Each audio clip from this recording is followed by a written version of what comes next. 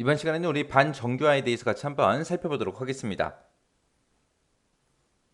우리가 지난 시간에 이제 정교화에 대해서 배웠죠. 우리 정교화라는 거는 테이블의 속성들이 이제 상호 종속의 그런 관계를 갖는 그런 특성을 이용해서 우리가 테이블을 무손실 분해하는 그런 과정을 보고 우리가 정교화라고 했습니다. 그래서 우리 정교화라는 거는 중복된 데이터를 최대한 제거를 시키고 삽입 이상이다, 삭제 이상이다, 갱신 이상이다 해서 그런 이상 현상이 발생하지 않게 우리 함수적 종속성의 이제 특징에 따라서 우리가 큰 테이블을 우리가 분해해 나가는 그 과정을 보고 우리가 정교화라고 했습니다. 그래서 정교화에 보게 되면 이제 제1 정규형부터 시작해서 우리 제5 정규형까지 그렇게 있었죠.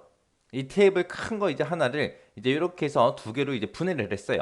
또 이 테이블을 가지고 또 분해하고 또 이 테이블을 가지고 또 분해하고 그때 이제 분해할 때는 우리가 함수적 종속성의 그 특징에 따라서 이제 분해가 되는 거죠. 그리고 이 테이블 또 하나를 또 분해하고 그 다음에 또 이 테이블 하나를 또 분해하고 해서 이렇게 여러 개의 단계를 거쳐서 우리가 분해해 나가는 그 과정을 보고 우리가 정교화라고 했습니다. 이렇게 이제 정교화를 했을 때 만약에 이 학생 테이블을 이렇게 정교화를 시켰어요. 시켜서 여기에는 이제 학생들의 인적 사항들만 들어있게 만들었고, 여기에는 이제 우리 성적에 관한 그런 데이터들이 이제 저장되는 그 테이블로 만들었고, 그 다음에 이제 여기는 이제 학과 정보가 들어있는 그 테이블을 하나 또 만들고, 그 다음에 여기는 이제 어떤 과목들을 이제 수강하는지 그 수강과 관련된 그 데이터들을 한 군데 다 모아놨습니다. 이렇게 해서 이제 정교화가 다 끝났을 때 우리가 여기서 이제 생각을 한번 해볼 게 있습니다.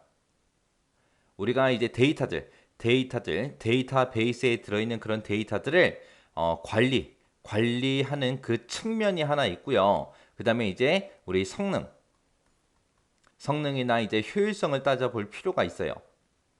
데이터 관리를 이제 목적으로 할 거냐, 아니면은 우리가 데이터베이스를 사용할 때 효율적으로 사용할 수 있게 성능이 향상되게 사용할래? 요거를 이제 조금 우리가 생각을 한번 해봐야 돼요. 지금처럼 이렇게 전부 다 정교화 과정을 거쳐서 다 분해를 해버리면 중복되는 데이터도 거의 안 생길 거고요. 삽입 이상이다, 삭제 이상이다 해서 그런 이상 현상들도 거의 안 생길 거예요. 그리고 우리가 이렇게 이제 정교화를 할 때 전부 다 이제 무손실 분해하기 때문에 데이터베이스에 들어있는 그 데이터들의 일관성도 우리가 유지를 할 수 있고요. 데이터베이스의 이제 품질도 보장을 할 수 있습니다. 그게 이제 데이터베이스 이제 관리 측면에서 본 거고요. 이제 성능이나 이제 효율성을 한번 따져보자고요. 예를 들어서 정교화를 해서 이렇게 다 쪼개놨는데 이 데이터베이스 안에 들어있는 이런 정보들을 가지고 이제 어떤 학생들한테 이제 장학금을 줄 거예요. 그때 이제 성적을 기준으로 해서 장학금을 준다고 생각해 보세요. 그때 이제 성적이 가장 높은 사람을 찾겠다라고 했을 때 이 성적 테이블을 가지고 이제 성적이 가장 높은 사람을 찾겠죠. 그때 이제 우리가 또 학과별로 찾아야 되니까 또 학과라는 이 테이블도 우리가 참조를 해야 되고요. 그 사람들의 이제 인적 사항도 필요하니까 인적 사항 이 테이블도 이제 사용을 할 거예요. 해서 한 가지의 데이터를 이제 검색을 할 때 여러 개의 테이블들을 우리가 참조를 해야 된다고요. 그때 이제 여러 군데 다 쪼개져 있으니까 여기도 갔다 저기도 갔다 여기 갔다 저기 갔다 왔다 갔다 해야 되겠죠. 그럼 많이 왔다 갔다 하면 할수록 속도는 어떻다? 느려지더라. 또 어떤 학과에 어떤 학생을 이제 찾고 싶어요. 그럼 이제 학과라는 이 테이블을 뒤져야죠. 또 인적사항이라는 테이블을 뒤져봐야죠. 거기서 또 전화번호 꺼내 와야죠. 그렇게 이제 우리가 한 가지의 데이터를 이제 찾으려고 해도 여러 테이블을 이제 서로 조인해 가면서 우리가 찾아줘야 된다고요. 그래서 정교화를 했다고 해서 무조건 다 좋은 것만은 아니에요. 정교화를 했다. 그랬을 때 이제 데이터베이스 안에 들어있는 그 데이터들을 우리가 관리하는 측면에서 보게 되면 되게 좋은 거지만 우리가 실제로 이제 데이터베이스를 사용하는 그 입장에서 보게 되면 성능이 됐든 효율성이 됐든 이런 것들이 조금 다소 이제 낮아질 수도 있다는 거예요. 그래서 그때 정교화된 거를 가지고 성능을 좀 더 좋게, 좀 더 효율적으로 사용할 수 있게, 속도도 좀 더 빠르게 그렇게 이제 할 수 있는 방법을 보고 우리가 반정교화라고 그렇게 이제 부릅니다. 그래서 우리 반정교화라는 거는 시스템 이제 성능 향상 그리고 개발 및 운영의 편의성 이런 것들을 위해서 정교화된 그런 데이터 모델을 우리가 통합을 하고 중복을 하고 분리하는 그런 과정을 보고 우리가 이제 반정교화라고 그렇게 이제 부릅니다. 그래서 이 반정교화라는 거는 의도적으로 정교화 원칙을 위배하는 그런 행위를 보고 우리는 반정교하다 그렇게 이제 부르는 거예요. 그때 이제 우리가 반정교화를 하기 위해서는 사전에 미리 데이터의 이제 일관성이나 무결성 이런 거를 우선으로 할 건지, 아니면 데이터베이스의 성능이나 단순화 이런 거를 이제 우선으로 할 건지 일단은 먼저 우리가 결정을 먼저 해야 돼요. 그리고 우리가 이제 반정교화를 수행하게 되면 시스템 이제 성능도 향상이 되고요. 그리고 관리의 효율성 같은 것도 이제 증가가 돼요.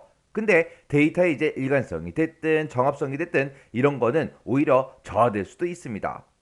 그래서 우리가 이제 반정교화를 수행하는 가장 큰 이유가 성능 향상이에요. 성능 향상이랑 관리 효율성 증가인데, 이런 반정교화를 또 너무 과도하게 많이 해버리면 오히려 성능을 이제 저하시킬 수도 있어요. 그래서 우리 정규화가 됐든 반정규화가 됐든 이런 거를 너무 과도하게 하면 안 된다.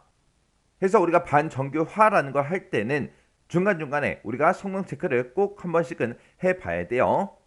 이렇게 이제 반정교화를 시키는 그 방법이요. 반정교화를 시키는 그 방법에는 여러 가지가 있는데, 테이블 통합을 하는 방법도 있고요. 테이블을 이제 분할하는 방법도 있고, 중복 테이블을 추가시키는 방법도 있고, 중복 속성을 이제 추가시키는 방법도 있고, 이렇게 이제 여러 가지가 있습니다. 그럼 반정교화 방법이 이렇게 이제 여러 가지가 있는데, 이 여러 가지 방법은 우리가 이제 다음 시간에 같이 한번 살펴보자고요. 자, 이번 시간에 배운 이 내용은 우리 반정교화에 대한 그런 개념이죠. 이 개념 정확하게 여러분들이 기억하고 계셔야 돼요. 요 반정교화에 대해서 우리 필기시험에도 물론 시험 문제가 출제된 적이 있지만 실기시험에도 이 내용이 출제된 적이 있다고요. 그래서 이 반정교화의 개념 정확하게 여러분들 이해하고 숙지하고 계셔야 돼요.